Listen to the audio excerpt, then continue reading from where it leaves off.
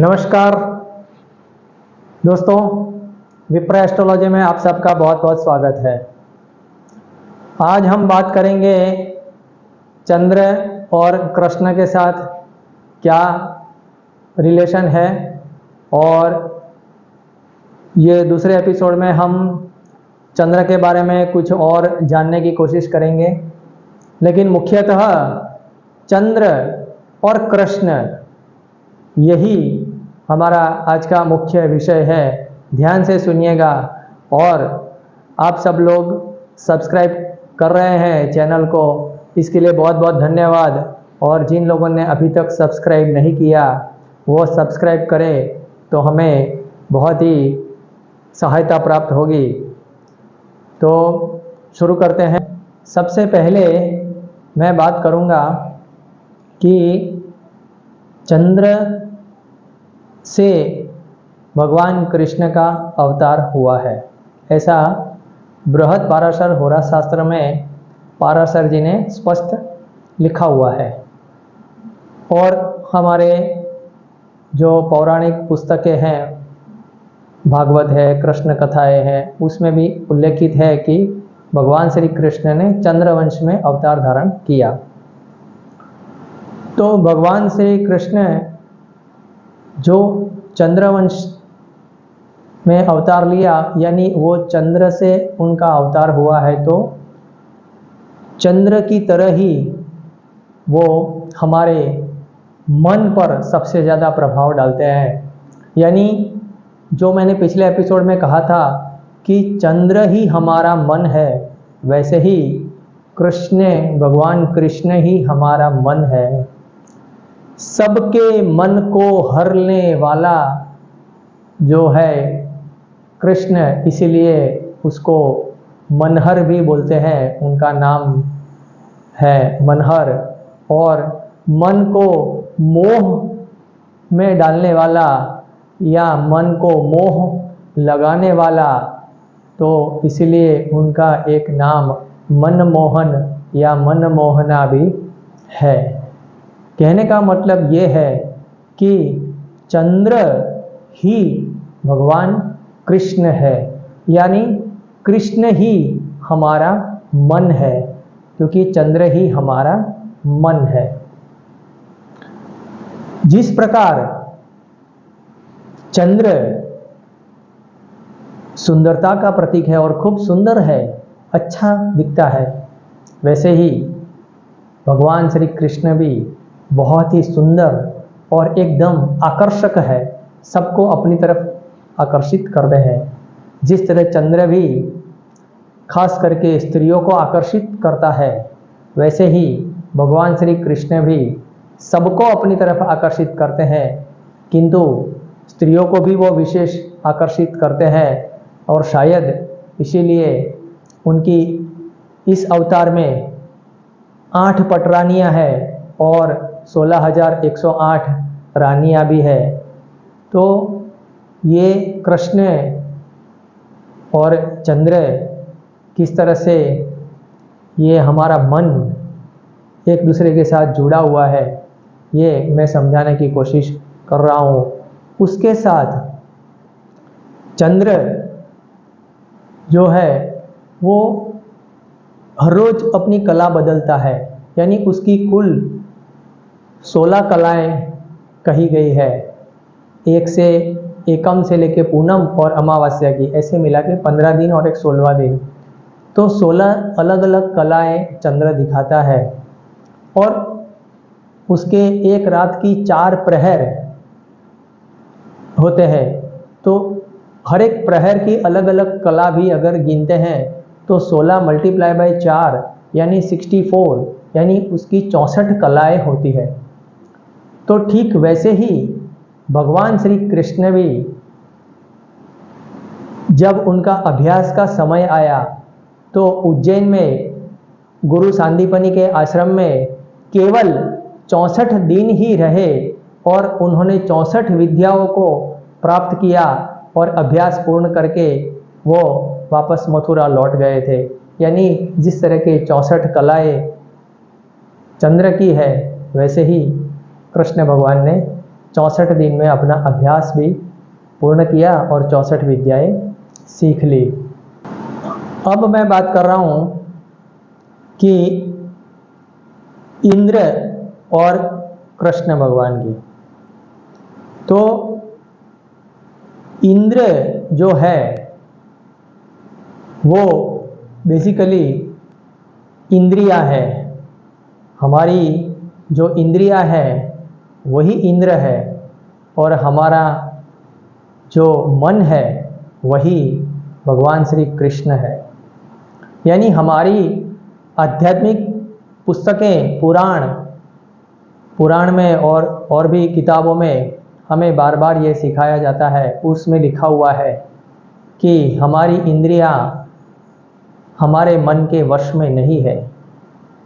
और ऐसा ही आजकल हर जगह हो रहा है कि इंद्रियां मन पे काबू करके बैठी हुई है।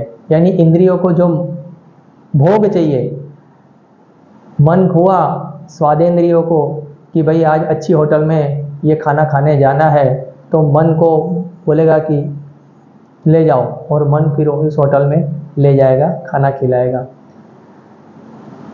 इच्छा हुई कि कोई फिल्म देखने जानी है तो मन वहाँ फिल्म देखने ले जाएगा।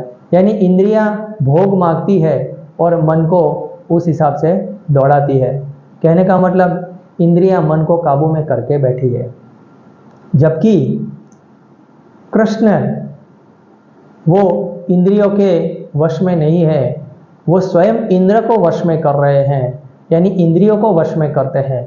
और हमारी आध्यात्मिक किताबों में भी ये समझाया हुआ है कि अगर आपने अपने मन को इतना मजबूत बनाया कि इंद्रियों को वश में कर दिया, आपके मन के वश में इंद्रियां आ गई, तो आप जीवन में काफ़ी कुछ आध्यात्मिक उन्नति कर सकते हैं और जीवन में बहुत सारी सफलताएं प्राप्त भी कर सकते हैं।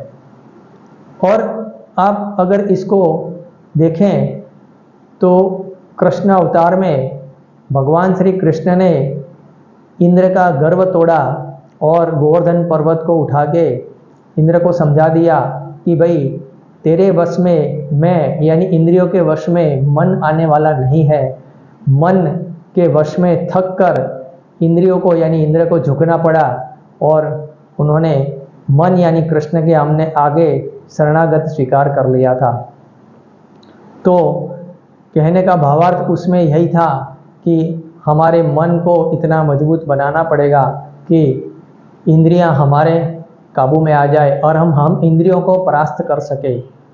और उसके लिए कृष्ण और कृष्ण का सानिध्य, यानी पूरे गोकुलवासियों को भी इंद्र को आगे झुकना नहीं पड़ा था, क्योंकि वो सब कृष्ण के साथ जुड़े हुए थे।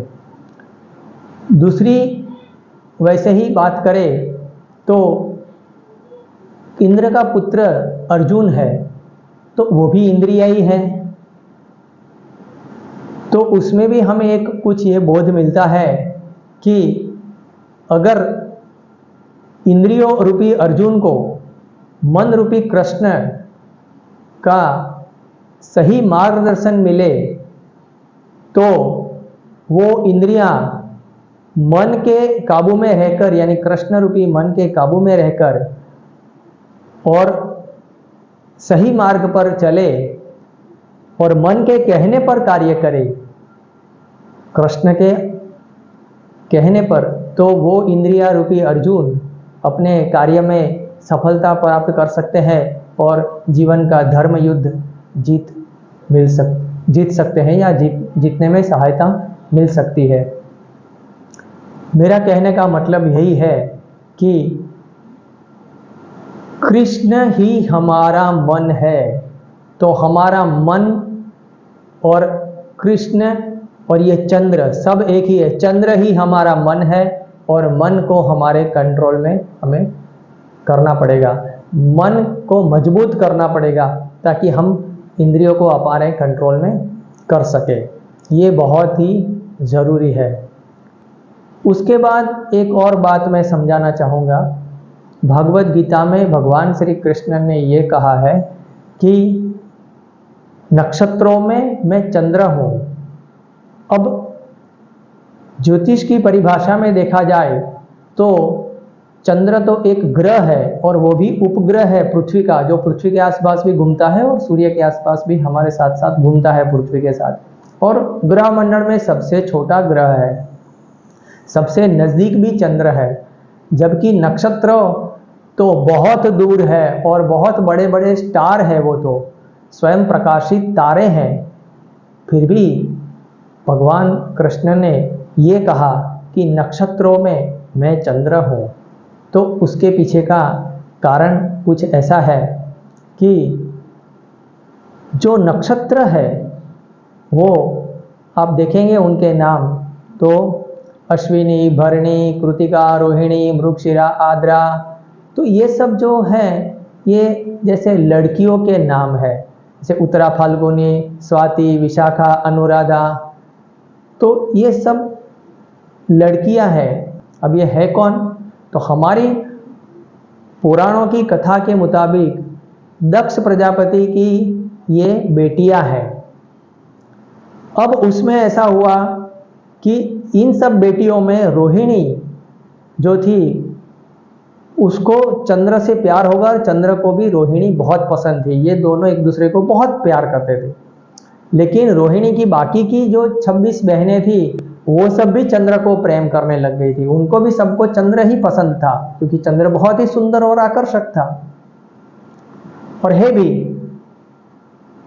लेकिन चंद्र को तो रोहिणी से विवाह करना था, तो उन्होंने दक्ष प्रजापति के सामने जब रोहिणी के साथ विवाह की बात रखी तो बाकी की बहनों ने भी अपने पिता को कहा कि हमको भी चंद्र से विवाह करना है। तो दक्ष प्रजापति ने चंद्र से कहा कि मैं एक बेटी नहीं दूंगा, ये मेरी 27 बेटियां हैं, सभी आपको ब्याह करना चाहते हैं, आप सभी से ब्याह कीजिए। तो चंद्र ने सभी 27 जो बेटियां थी, बहनें थी, सभी उनके साथ ब्याह किया, उनके वो पति बने। तो ये 27 नक्षत्रों के वो पति बन गए चंद्र। इसीलिए भगवान ने शायद कहा है कि नक्षत्रों में मैं चंद्र हूँ, क्योंकि सभी नक्षत्रों का अल्टीमेट पति तो भगवान कृष्ण है। दूसरा बात ये भी है, ज्योतिष शास्त्र के परिप्रेक्ष्य में पराशर जी ने यह भी स्पष्ट किया हुआ है कि राशियां जो है 12 राशियां, चाहे हम ये कहें कि मेष राशि जैसे मंगल की है, मकर राशि शनि की हम बोलते हैं ज्योतिष का गणना करने के लिए, लेकिन फिर भी 12 के 12 राशियों का फाइनल अधिपति जो है लॉर्ड, तो वो सूर्य ही है। और नक्षत्र के भी जो भी अलग अलग देवताएं हैं 27 नक्षत्र के, लेकिन फिर भी नक्षत्रों के अधिपति, सभी नक्षत्रों के अधिपति तो चंद्र ही है। यानी राशि का स्वामित्व सूर्य के पास है तो नक्षत्रों का स्वामित्व चंद्र के पास है। शायद इसीलिए भी कृष्ण भगवान ने ये कहा हो कि भाई सभी नक्षत्रों में मैं तो चंद्र हूं। तो ये एक बात थी।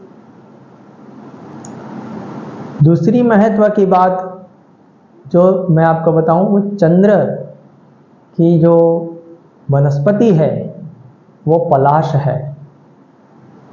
पलाश का पेड़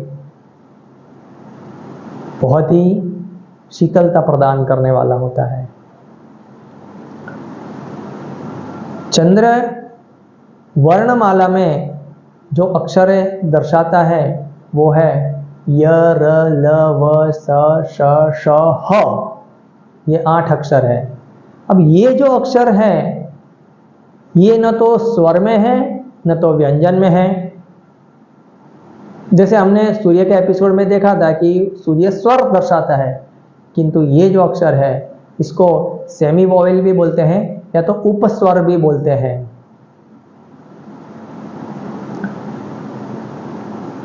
चंद्र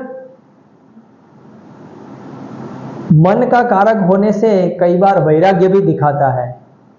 जैसे हमारा मन किस चीज से हट जाना तो वो उस चीज का वैराग्य भी दिखाता है। जैसे पहले हम लोग कई बार बोलते हैं कि पहले मेरे को फिल्में देखने का बहुत शौक था, अब नहीं रहा, अब मुझे फिल्में देखने का मन नहीं कर रहा, तो उस चीज़ से उनका मोह हट गया, यानी उस चीज़ का वैराग्य आ गया।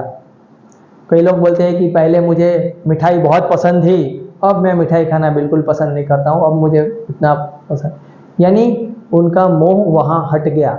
तो वो जब हमारा कुछ चीज़ से मन हट जाता है तो वो उस चीज़ का वैराग्य शुरू हो जाता है। इसीलिए चंद्र मोह भी दर्शाता है और वैराग्य भी दर्शाता है। चंद्र की जो धातु है वो चांदी है, सिल्वर। अब हम बात कर लेते हैं चंद्र को बलवान करने के कुछ उपाय, या फिर चंद्र की कोई कुंडली में पीड़ित है तो उसको ठीक करने के उपाय। सबसे पहले मैं यह कहूँगा कि चंद्र हमारा मन है और चंद्र ही कृष्ण है, तो इसीलिए कृष्ण भगवान की आराधना, कृष्ण भगवान के भजन, कृष्ण भगवान के मंत्र जाप, या तो फिर कुछ नहीं तो कृष्ण नाम जाप कि हरे कृष्ण हरे कृष्ण राधे कृष्ण, ये सबसे श्रेष्ठ उपाय तो यही है। और फिर भी अगर कुछ और भी उपाय करने हैं तो मैंने कहा वैसे पलाश उसकी वनस्पति है, तो पलाश की लकड़ी को यूज़ करके चंद्र के मंत्र से हम आहुति देकर एक शांति हवन कर सकते हैं। उसके साथ चंद्र जो है वो हमारी माता दर्शाता है, तो हमारी माता की सेवा करें, उनके आशीर्वाद ले और उनको कभी दुख न पहुंचाए, तो ये करने से भी आपका कुंडली में चंद्र का कोई दोष है तो उसमें राहत होगी। चंद्र के स्वयं मंत्र जाप और अनुष्ठान आप करना है तो कर सकते हैं। चांदी का कोई छल्ला या अंगूठी भी धारण कर सकते हैं। चंद्र का जो स्टोन यानी जो मोती आता है पहनने के लिए समुद्र से जो निकलता है, तो वो मोती की अंगूठी या उसका पेंडल बना के भी धारण कर सकते हैं। तो ये कुछ अलग अलग मैंने आपको छोटे मोटे उपाय भी समझाने की कोशिश किया है, तो उसका आप प्रयोग कर सकते हैं। हाँ, एक और चीज़, आप पलाश का जो पेड़ होता है उसके जो फूल आते हैं उसको पानी में भिगो देंगे तो उसका कलर आ जाएगा। वो कलर वाला पानी, उसके पलाश वाला पानी से आप कृष्ण भगवान की मूर्ति को अभिषेक करके कृष्ण पूजा करेंगे तो भी आपको काफ़ी कुछ राहत मिलेगी।